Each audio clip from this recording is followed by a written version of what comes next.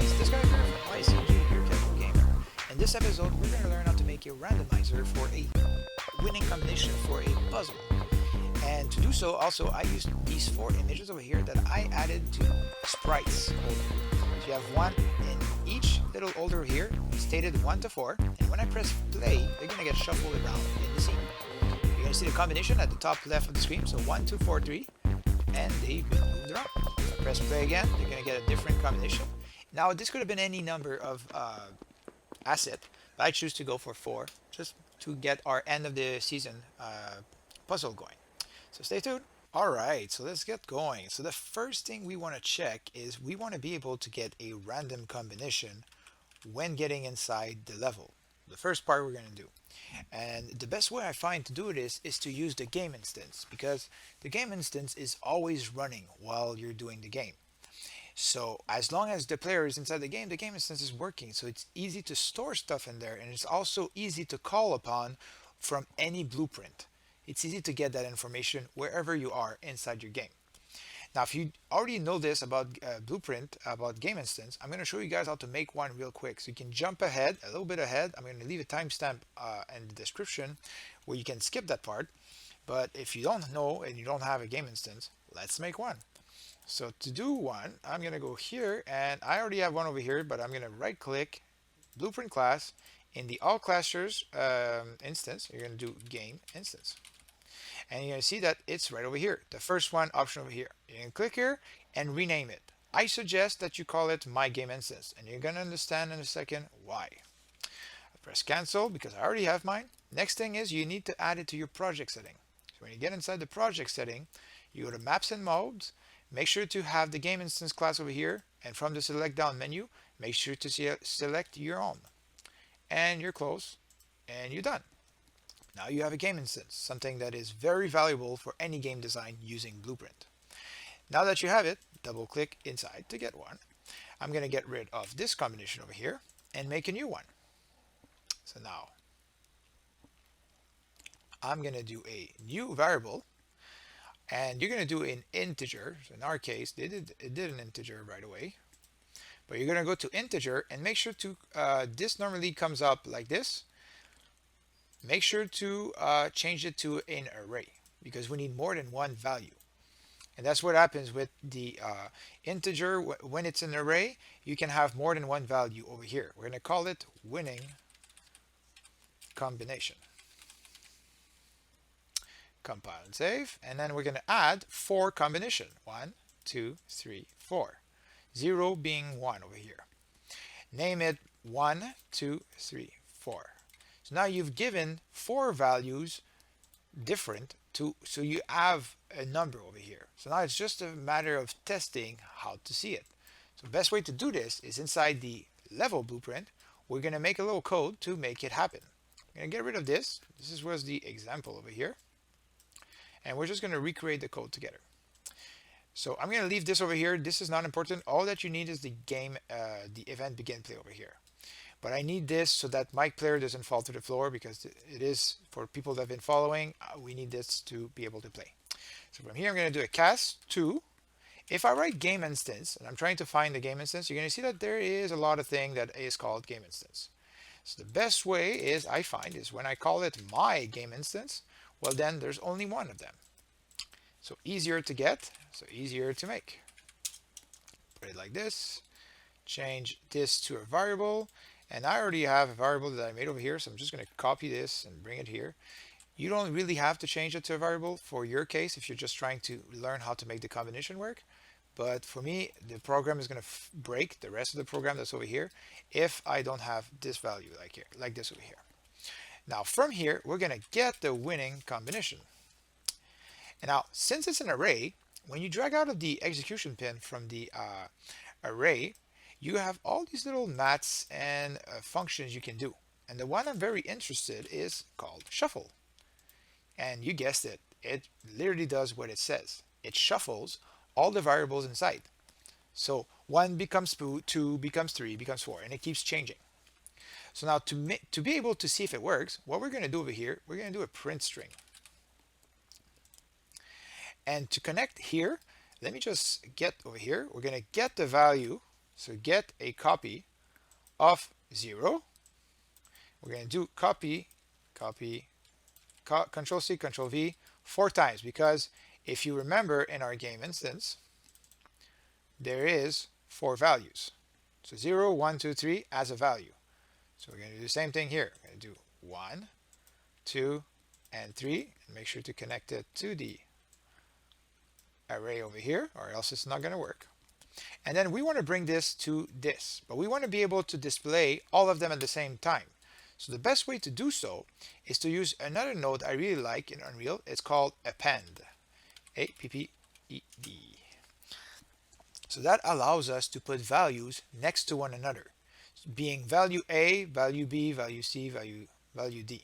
So in our case, there would be 4. But to show you guys something maybe interested that append really helps for, let's say you have multiple text, you want to put space between them, or let's say I want to put a dash. So I'm going to do that over here. I'm going to add 3 more. I'm going to put this here. Here I'm going to put a dash and copy the process for the rest. This one here, put a dash there. This one there, and put a dash there. So now you're going to see that all the numbers, all my values, are going to be separated from the rest. And they're going to appear at the top left of my screen. So pay attention to this when I press play, and they should be shuffled because I did the shuffle first. And if you check the execution, it goes here and then it goes here. But between this, there's all these maths that happen. Right here, there's all these maths that happen before I string it. So when I string it, it should be a new number. So let's see if it works. I press play. You can see that it works at the top left. You can see 4, 2, 1, 3. 2, 4, 1, 3. So there you go. If you wanted to learn how to make a basic combination and how to make a randomizer in it, that's the way to do it. That's one of the ways to do it. There's many ways. You could have probably used only one value and just shuffle it all the time, but this is the easiest way to make a small combination that I find. Now let's apply it to our code. Now that we have it, we want to have it display so that the player knows which combination to put in. But he needs to get all the way to the end of the room to know the combination. If he tries anything else, he might die. So now, to do that, we're going to make a new blueprint. So, new blueprint, actor, call it BP puzzle check. Go inside, and then here, I choose to display my values through sprites. So it's basically just an image. I'm going to call it element -1, then copy, paste, doesn't work, okay, Control C, Control V, and then we're going to do duplicate twice, Control V, and duplicate again, and that's 4. File and save, and then we're going to add the images. So you need to assign an image to each of them. That way it knows. Well, actually, I do it for another reason, but you're going to understand in a second why. So here I'm going to add the images I had. So for that, I have them right over here. You guys know where you stored yours if you've been following along. So I'm going to have this one here, this one here. Third is the water gutlet, and 4 is the wind. Now you're going to see that right away they're way too big, so we're going to change that over here, put it to 0.15. I should have done that before I start. My apologize. I should have done that to the first one. Let's do that here. Control C, Control V, Control V, and Control V. So now they're adequate size. This is the actual size I've calculated for the tutorial. So just bear with me. This is number 3. And this is number 4. There you go. Just for display. Now that you have this, you can add them to the screen. So let's do that. You can bring this puzzle check. Bring it up.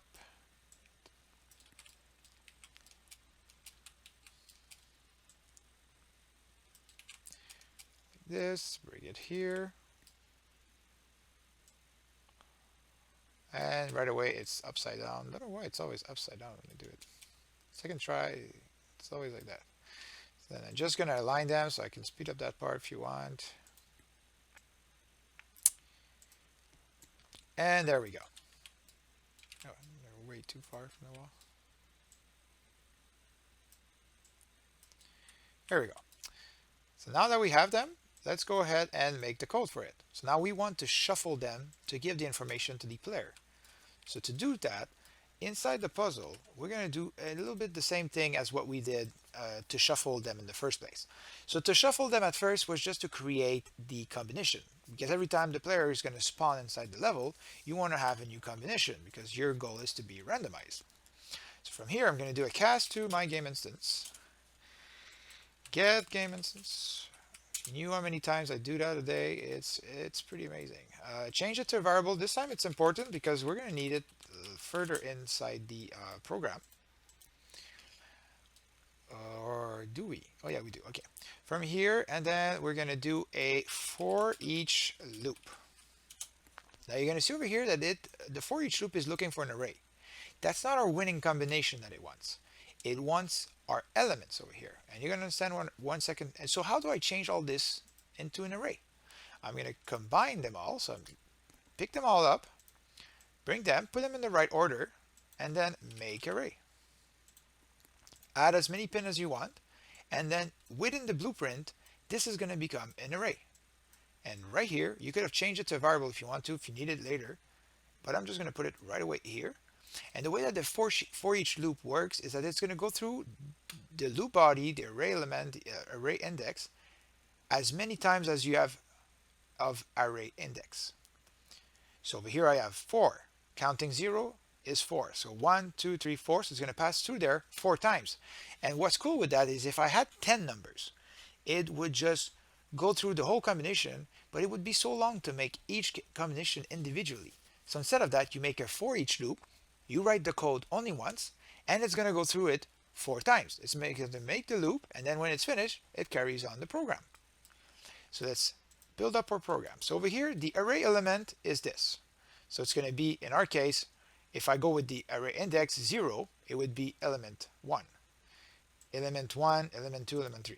So now I want to be able to make it run and make a condition to check which number to put there. How do I do that? I get the game instance, so control drag the game instance here, get winning combination, and then from there I'm going to do a get, because I want to get the winning combination of the array index, because the array index is going to go get 0, make a condition, get 1, get 2, get 3, and now we build the rest. So from here we're going to do a equal.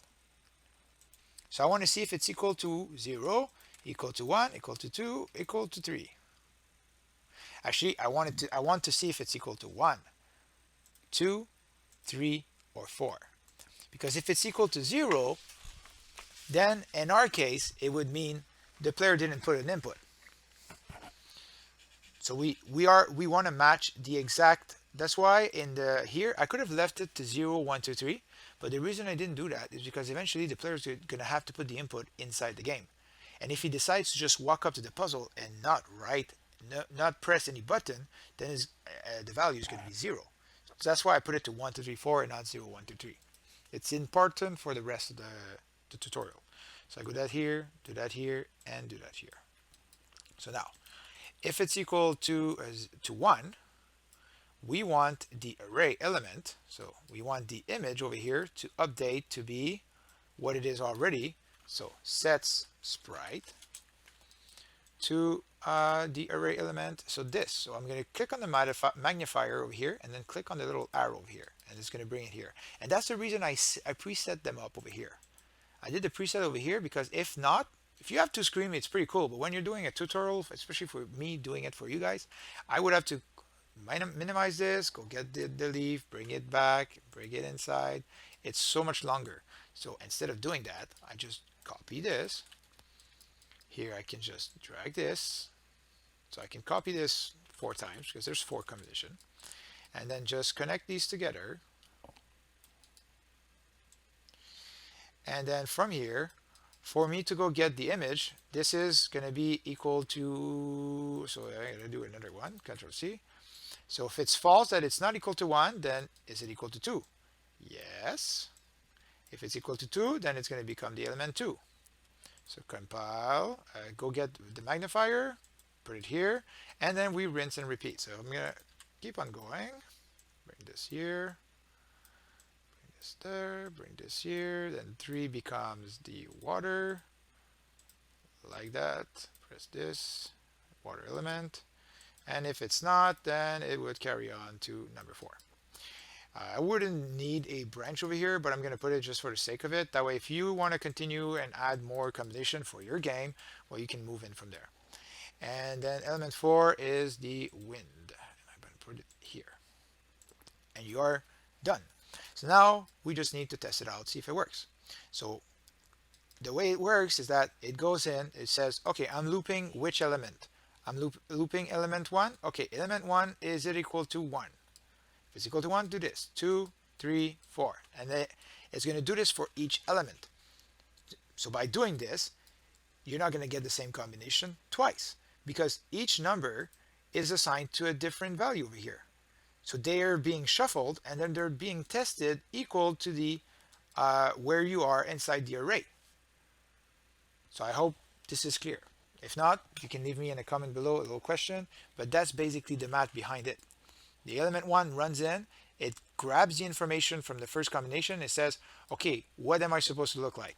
Am I a 1, a 2, or 3, or 4? Because everything got shuffled inside the winning combination. So maybe the first value in the winning combination now is equal to 4.